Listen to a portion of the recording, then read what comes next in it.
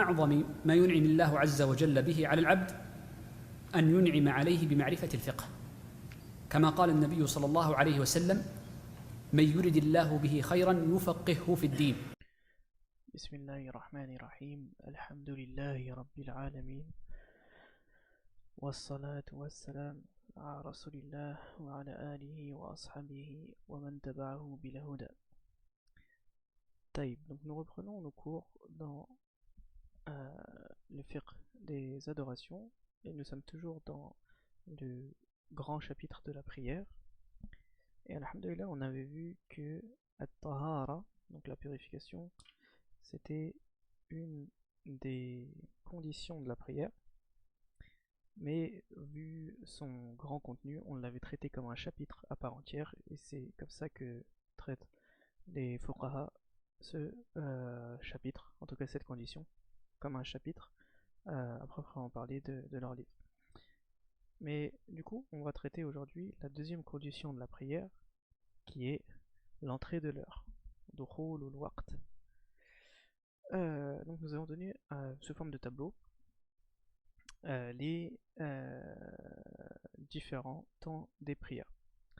Bon, on va pas commencer par l'ordre du tableau, on va commencer tout d'abord par Al-Fajr, donc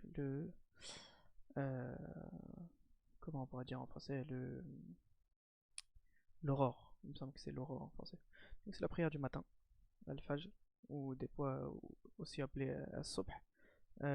Donc des fois certaines personnes vont dire Al-Fajr pour les deux rak'ah avant la prière obligatoire, et As-Subh pour la prière obligatoire, mais en vérité ce n'est pas véritable, on peut dire. Al-Fajr ou As-Subh, c'est la même prière. C'est la même prière, c'est la prière du matin. Et les deux rak'ah avant, ce qu'on appelait les sunan, ar-rawatib, qu'on verra par la suite.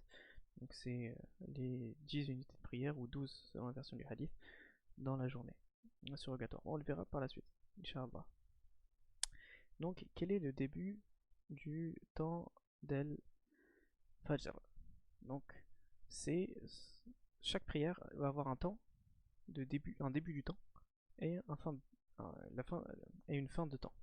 Enfin, donc le début du temps de Al-Fajr, c'est le lever de l'aube véridique. C'est-à-dire que les ulama, ils nous disent qu'il y a deux levées de l'aube, un qui est sadiq, véridique, et un qui est kadhib, qui est entre guillemets faux.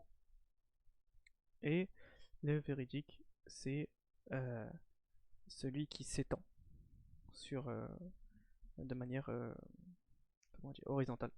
D'accord, c'est celui-là qui se lève. Donc c'est les premières lueurs du jour, ce qu'on va appeler les lueurs du jour, les premières lueurs du jour.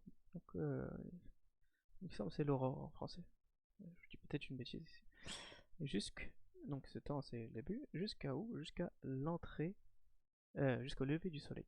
Enfin, le lever du soleil. Donc quand je commence à voir du disque solaire se lever à l'horizon, donc en regardant sur un terrain plat, d'accord, quand je vois le disque solaire sortir, le temps d'Al-Fajr est fini. Ensuite, on va voir Al-Maghrib, donc le temps du Maghrib, qui va être le coucher du soleil.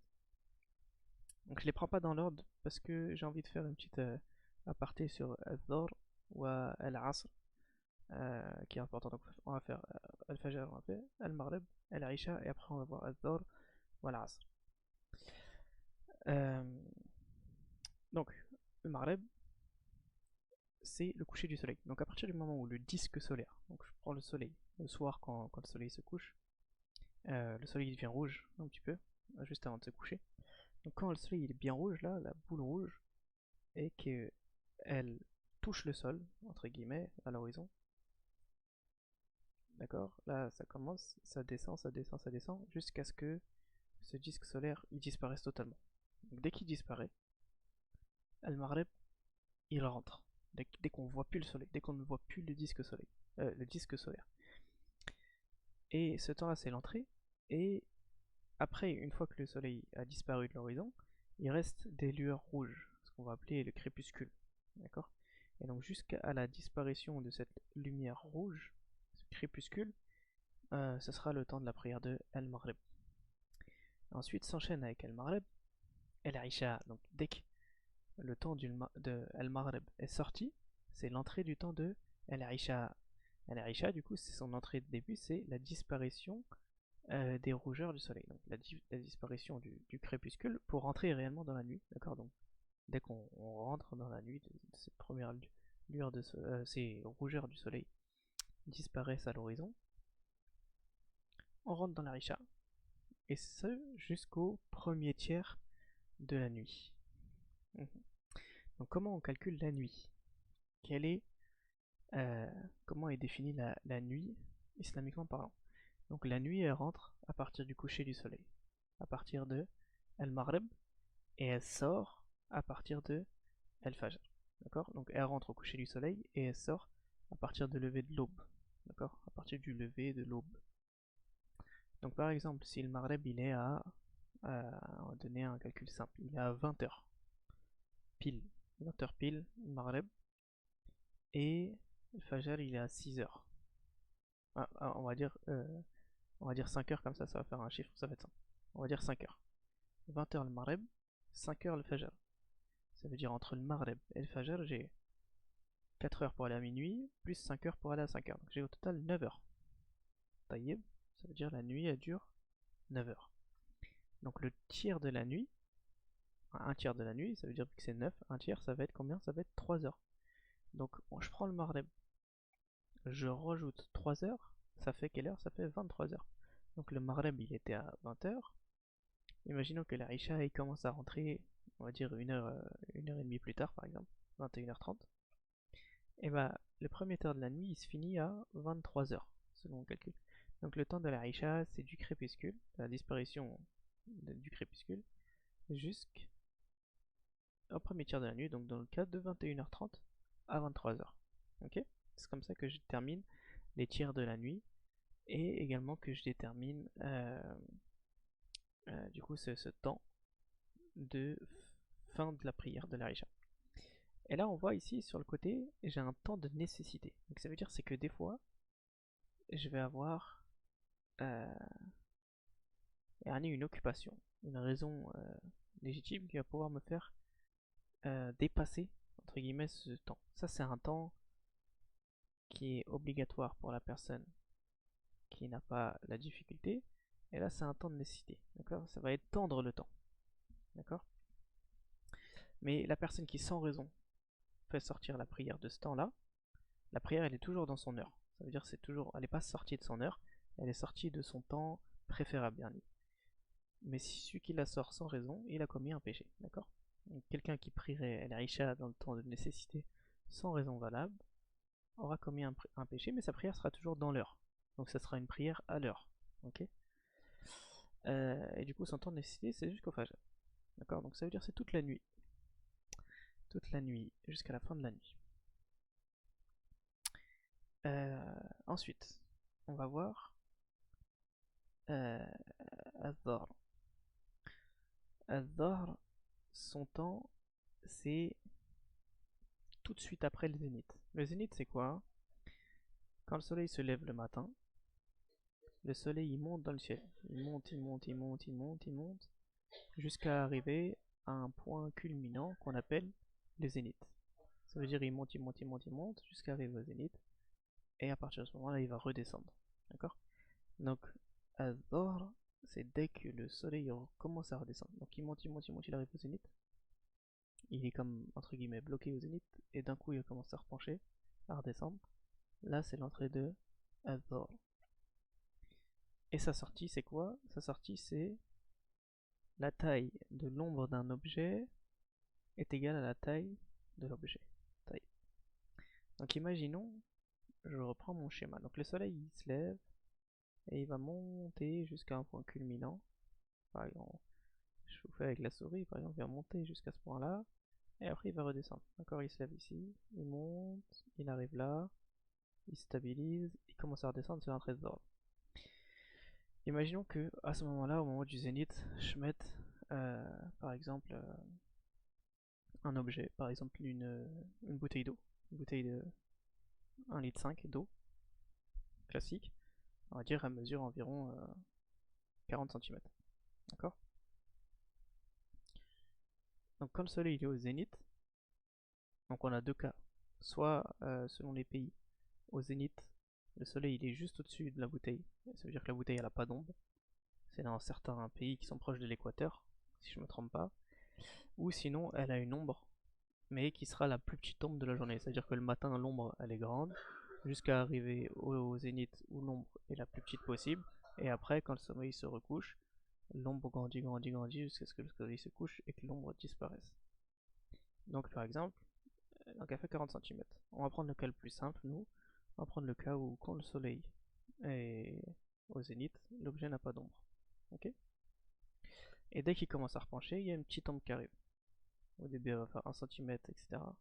Elle va grandir.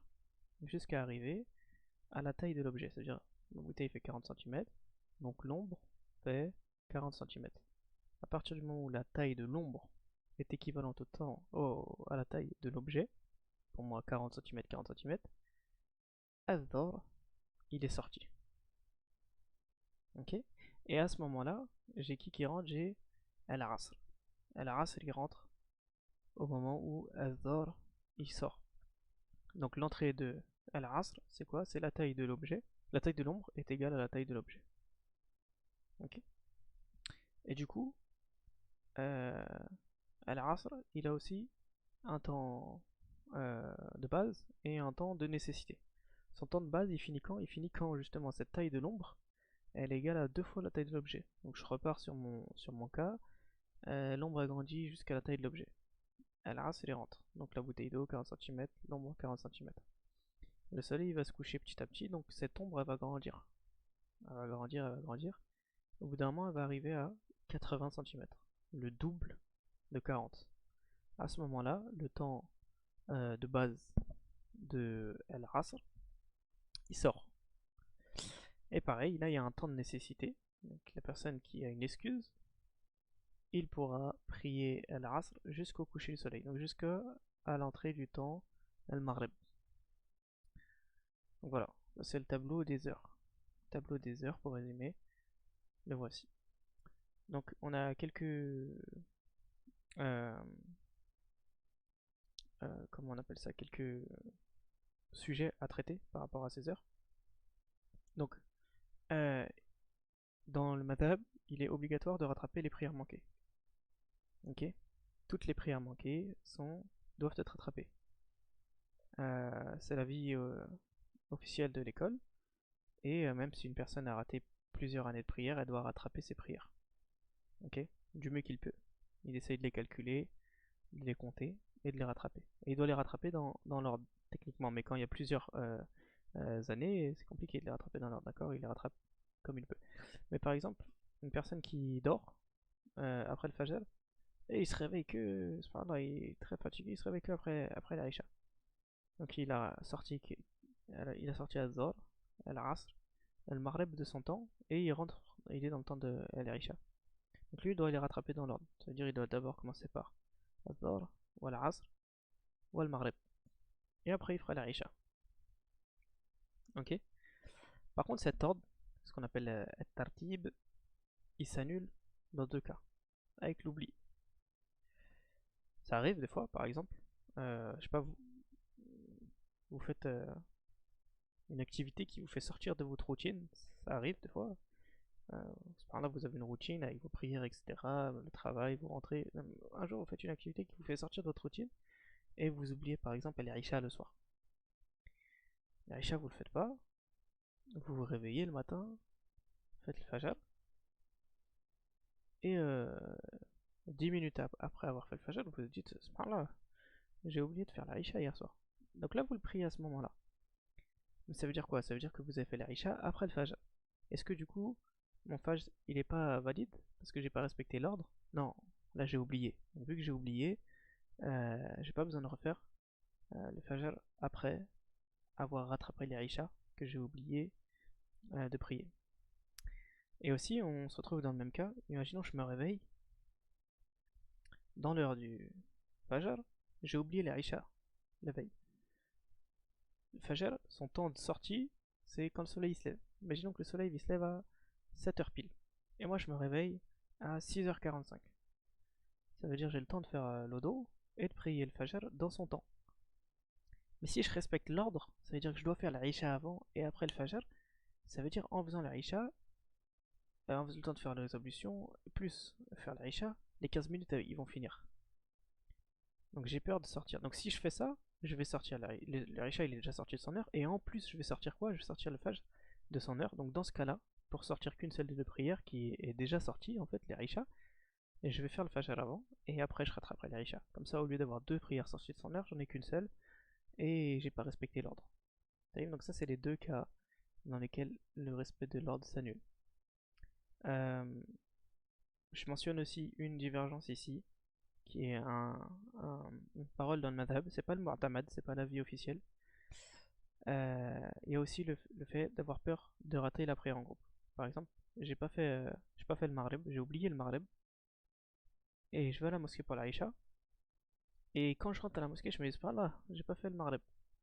Mais là, il y a l'iqama de l'isha. Donc, c'est un qawl dans le madhab, c'est que à ce moment-là, on prie la isha en groupe, jama'atan, et après je ferai le maghrib. Mais l'avis officiel, c'est que non, je dois prier le maghrib tout seul d'abord, et après j'attraperai ce qui reste de la isha avec les prières. Donc voilà, j'ai mentionné une divergence, c'est pas l'habitude de nos cours, mais c'est une parole qui peut arriver souvent. Et c'est une parole qui a un poids dans l'école. Alhamdulillah, on a fini donc du coup le temps des prières. Et on va voir du coup dans le cours suivant, Al-Adhan. Et du coup, chaque chaque prière doit être annoncée par l'appel à la prière, Al-Adhan. Et on va voir ces principes-là dans le cours suivant. Inch'Allah.